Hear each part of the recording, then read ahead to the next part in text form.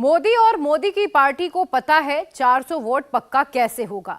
मोदी सरकार और योगी सरकार सुपर एक्टिव है। मोदी की पार्टी की सरकारें भी काम कर रही हैं।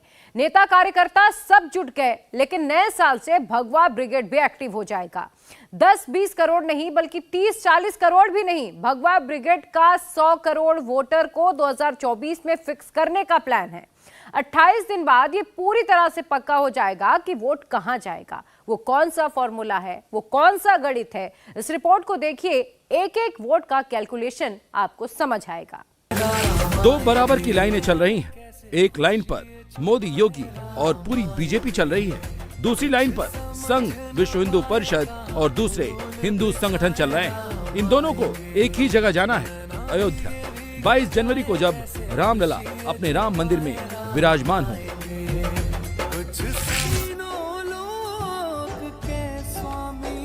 22 जनवरी को भगवा का भव्य उद्घोष होगा। दिव्यता पराकाष्ठा पर होगी। सनातन का चारों तरफ संचार होगा। ऐसा कोई नहीं होगा जो अलौकिकता के रस में डूबा नहीं होगा। 500 साल पहले जैसी अयोध्या वैसा 22 जनवरी को दृश्य होगा। जब यह होगा तो 80% सनातन आस्था के भाव से चमत्कृत भी होगा। जब यह होगा तो इसके परिणाम 2024 के लोकसभा चुनाव में भी परिलक्षित होंगे। हम जीत गए, तुम हार गए, किसी के अपमान का वातावरण नहीं बनाना है। राम सबके, एक सच्चाई थी जिसको समझने में 500 साल लग गए। इस सच्चाई को स्वीकार करने में 500 साल लग गए, बस इतना ही मानिए। इसलिए मैं व्यक्तिगत रूप से जब मेरे से पूछता है आप आनंदित है कि नहीं, तो मैं कहता हूं मैं संतुष्ट हूं। संतुष्टि शायद आनंद से ज्यादा गंभीर है। इसलिए हमारे कामों से ऐसा ना हो कि समाज के वातावरण में राम सबके इस चिंतन को कोई आघात करे। मोदी योगी और उनकी पूरी टीम राम की आस्था को अनंत आकाश तक पहुंचा रहे हैं। उम्मीद यही है कि 80% सनातन 2024 में उनका साथ देगा। लेकिन क्या ये काफी है? क्या 2024 का लक्ष्य भेदा जा सकता है कि 400 पार जा सके? दूसरी कमान वीएचपी, संघ और दूसरे हिंदू संगठनों ने थाम ली। ये अलग से राम मंदिर के रास्ते 2024 की इमारत को तैयार करने का पूरा मास्टर प्लान तैयार कर चुके हैं, जिसके तहत संघ, वीएचपी और दूसरे संगठन 25 करोड़ तक घरों तक अक्षत पहुंचाने की योजना है। और ये कार्यक्रम 1 जनवरी से 15 जनवरी तक 15 दिनों तक देश भर में चलेगा। इस दौरान सिर्फ वीएचपी का 12 करोड़ परिवारों के 60 करोड़ लोगों को भगवान राम के चित्र और जन्मभूमि पर पूजित अक्षत को देकर 22 जनवरी के समारोह को सामूहिक रूप से देखने भजन और भोज का न्योता दिया गया है। अब जब ये एक शुभ घड़ी आ गई है कि सब वहाँ भगवान का मंदिर बनने वाला है, तो उस समय हर कोई अयोध्या जी जाना चाहता है। अयोध्या जी में अभी इतनी निर्माण गतिविधियां चल रही हैं कि अयोध्या जी पूरे भारत का तो अभी स्वागत करने की स्थिति में नहीं है वहाँ। तो फिर ये निर्णय हुआ कि पूरे भारत को ही एक दिन के लिए अयोध्या जी बना दिया जाए। तो वो कैसे बनेगा पूरा भारत अयोध्या जी? तो वहां से पूजित अक्षत आई, वो अक्षत आ चुके हैं सब जगह। हमने भी आगे अपने जिलों में भेज दिए हैं, जिले से आगे नगरों में जाएगा, नगरों से आगे बस्तियों में, टोलियों में जाएगा। तो एक टोली जिसके अंदर 3-4 लोग होंगे, वो घर घर जाएंगे और पूजित अक्षत परिवार को देंगे। और वह एक प्रकार का उनको भगवान श्री रामलला के दर्शनों के लिए निमंत्रण होगा। अब वो फिर जाएंगे कहाँ, क्योंकि अयोध्या जी जाएंगे नहीं तो कहाँ जाएंगे वो। तो हमने सभी मंदिरों से आग्रह किया है देश में। जब मैं मंदिर बोलता हूँ तो उसमें केवल मंदिर नहीं है, मंदिर, मठ, आश्रम, गुरुद्वारे, आर्य समाज, जैन स्थानक, ये सब शामिल है। हमने सबको आग्रह किया है कि उस दिन उसका सजीव प्रसारण वो अपने स्थान पर करें, वहां सत्संग करें, कीर्तन करें, आरती करें, और जैसी जिसकी श्रद्धा हो वैसा प्रसाद और भंडारा करें।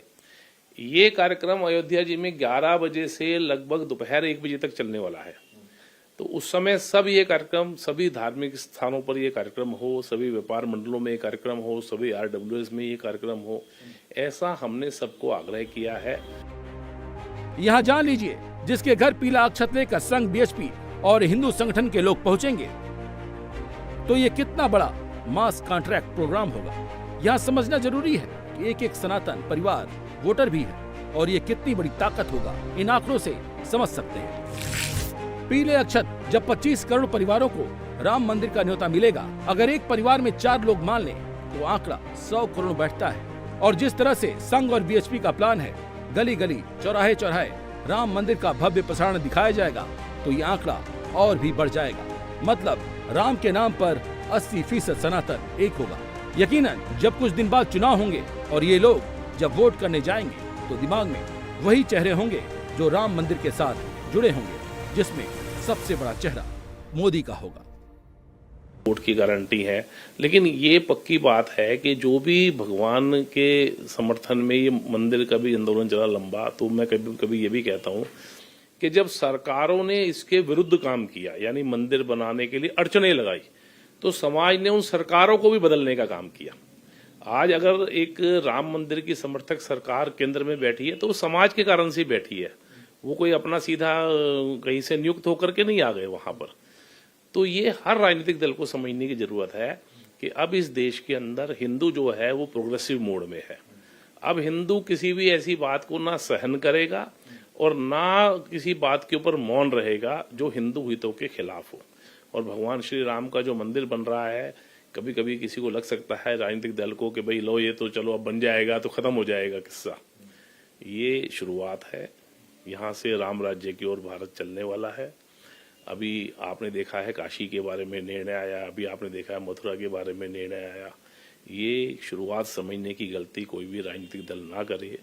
ये शुरुआत है, ये कोई उसका अंत नहीं है। इसलिए अगर भाजपा एकमात्र संगठन ऐसा है, राजनीतिक संगठन, जो खुल करके राम मंदिर का समर्थन करता है, बाकी लोगों की स्थिति क्या है कि वो हमेशा दुविधा में रहते हैं। कभी चुनाव आएंगे तो धोती पहन लेंगे, जनेऊ पहन लेंगे, समर्थन करने लग जाएंगे, चुनाव चले जाएंगे तो टोपी बदल लेंगे। तो ये मतलब अगर भाजपा को इसका लाभ मिल रहा है तो वो केवल इसी कारण से मिल रहा है क्योंकि भाजपा सीधे सीधे स्टैंड ले रही है इसके ऊपर।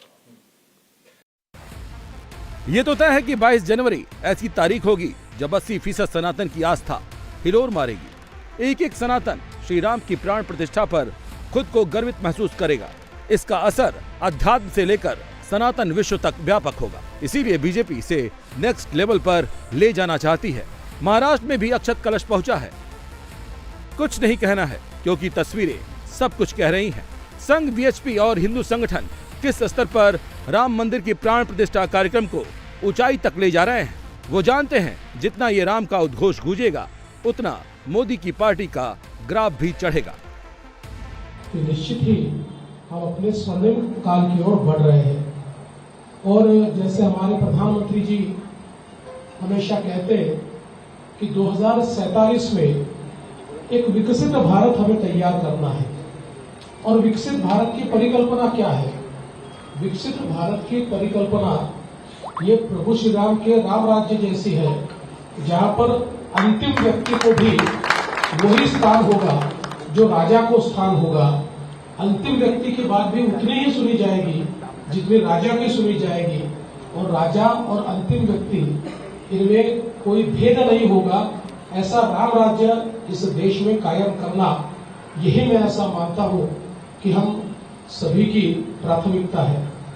और आज इस सारे वातावरण में जब 22 जनवरी को हम गुलामी की एक और निशानी को मिटाकर फिर एक बार श्री रामलला को उनके जन्म स्थान पर प्रस्थापित करने जा रहे हैं, मैं ऐसा मानता हूं कि सभी भारतीयों के लिए ये एक बहुत ही भावुक ऐसा क्षण है।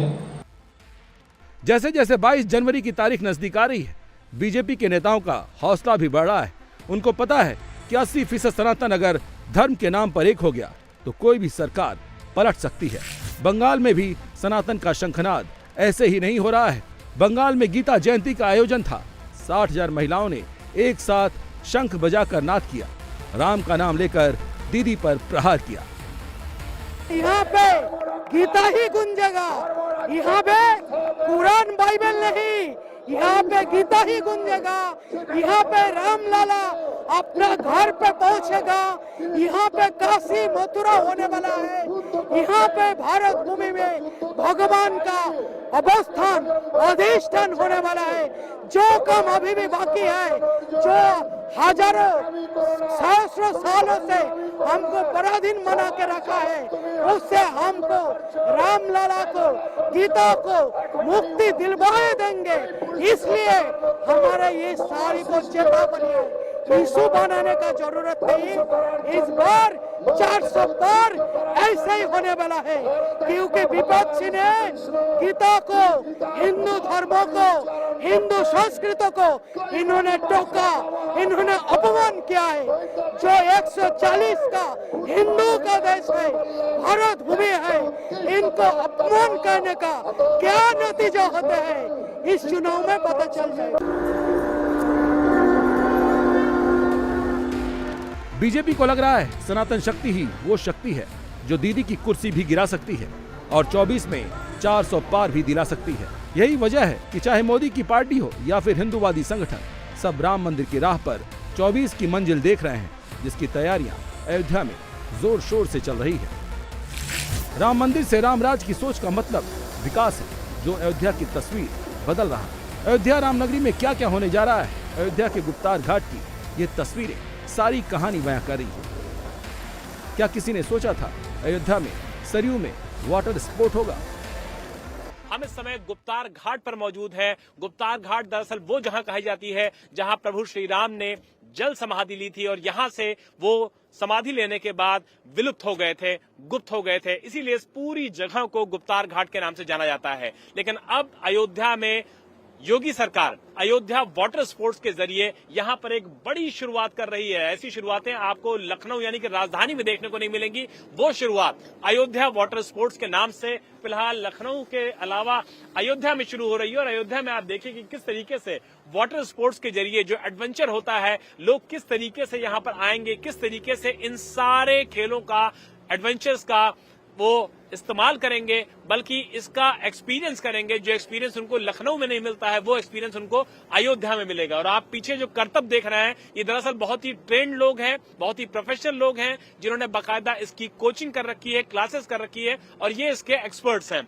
जब लोग यहाँ पर आएंगे तो निश्चित तौर पर उनको इन सारे वाटर स्पोर्ट्स का अंदाजा भी नहीं होगा कि अयोध्या में आने पर गुप्तार घाट में उनको इस तरीके का एक्सपीरियंस मिलेगा। और जब लोग यहाँ पर आएंगे तो सिंगल ड्राइव भी करेंगे, वो जैसे कि सामने आपको नजर आ रहा है। और जिस अभी हम बोट में बैठे हुए हैं, पूरी फैमिली कैपेसिटी है यहाँ पर, पूरी फैमिली के बैठने की, फैमिली के लोग बैठेंगे और गुप्तार घाट में किस तरीके से एडवेंचर करेंगे, ये विजुअल्स, ये तस्वीर बताने के लिए काफी है कि अयोध्या का डेवलपमेंट किस तरीके से किया जा रहा है।